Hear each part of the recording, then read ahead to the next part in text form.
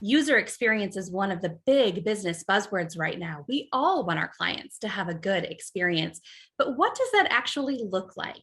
Let's bring in our marketing connections experts to talk tactics. Joining us is Seth Getz of Symposia Labs, Paul Schmidt from Uno Deuce Multimedia, and Jesse Flores of Super Web Pros. Welcome to the show. Thanks so much for having us, Julie.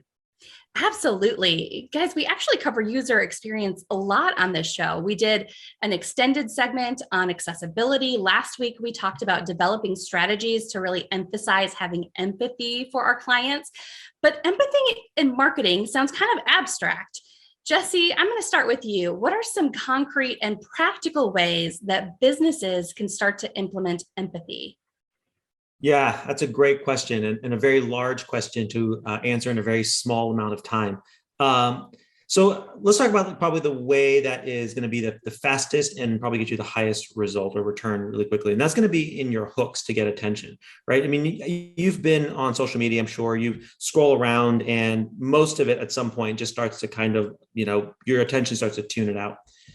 But what your attention doesn't tune out are things that speak to you. And how do you speak? How does something speak to you? Usually it tries to meet you where you're at and take you to a place you'd like to be. And so in last week, I talked about empathy and shifting the perspective from, what I do to who I serve.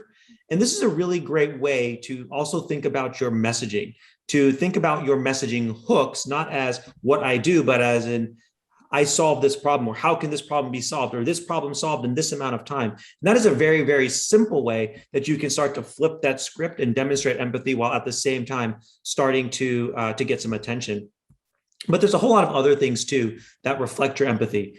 Seth talked last week about the overall user experience from the time somebody shows up on your website to the time that they check out. That's all part of user experience. But I would take it even one step further, and it's even how do they do business with you? What is the enrollment process like? What is the onboarding process like? Back to the online, I would look at things like your ADA compliance. That's all about user experience. Is your website accessible to anybody, sighted or not? I would look at things like your website sitemap. Does that reflect information that your users or your customers would find valuable? And by the way, pro tip, the more information you have on your blog, whenever you get asked that question a million times, you just send the link and it answers that question for you much more productively than having to have the same conversation over and over and over and over and over again. And that also brings me to the last part, which is your content marketing plan is fundamentally about user experience and about empathy, because ultimately you create content for your customers, for your users, for your prospects, and it makes it much, much easier to do business with you. So tip of the iceberg, those are a couple of my favorite tips. Bottom line, our clients really want to make sure that we understand them and where they're coming from, what they need from us, and not the other way around. Seth, how do we ensure that the user experience that you want to give your clients is in fact that user experience that they receive? We make so many assumptions around user experience because we take it from our perspective, from our viewpoint, from our eyes. And there's a great old song, I think it was sung by Elvis Presley, about walk a mile in my shoes. Before you abuse, criticize, or accuse, walk a mile in my shoes. And it's saying, okay, can you get that? Can you switch your perspective around to my perspective on this? And the same thing, take their user experience. If you've got an idea in mind, because we all want them to have a great user experience, but can you switch it around to walking in their shoes and walking through that process? And instead of making assumptions about, hey, you're going to see the world the way I see the world, you're going to see this campaign the way I see it, take it from their perspective. Realize that there is different people, they have different needs, different ideas. We've got to make sure it works for them from their perspective. That's how you get them a consistent experience that matches up.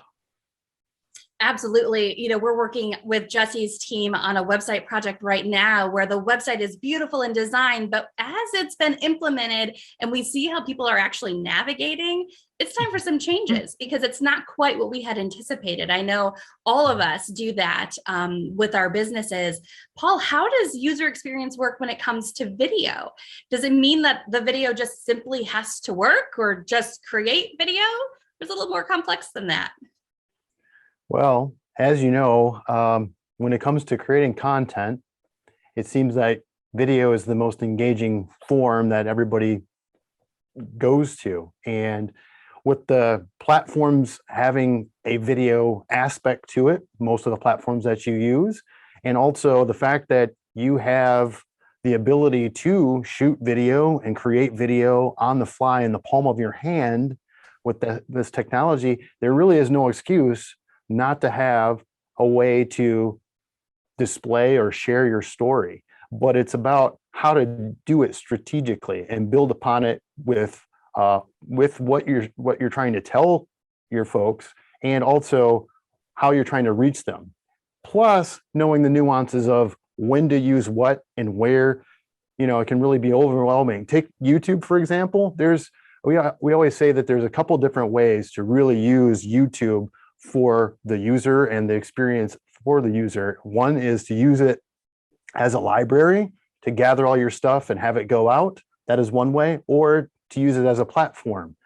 Or what I like to say is either you're going to use YouTube or you're going to be a YouTuber. What that means is like you're going to use the YouTube ecosystem as it is, as the platform where you want people to come.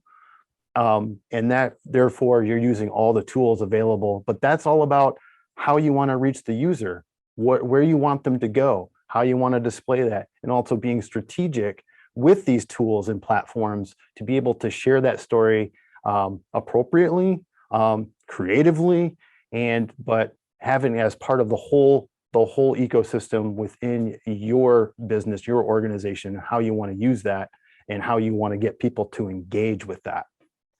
In fact, YouTube is so important. We're all YouTubers now, right, guys? The show actually also streams on YouTube. So if you're watching us there, drop us a comment and we'll respond back to you. This is a great place to pause the conversation, but we have more to unravel here. Next week, we're going to dive deeper into the user experience, talking about how to craft that storyline, how to actually write the content and create the visuals for this message that's all a part of the user experience. In the meantime, to hear more from our marketing experts, head to our website, expertconnections.tv. Just click Marketing Connections.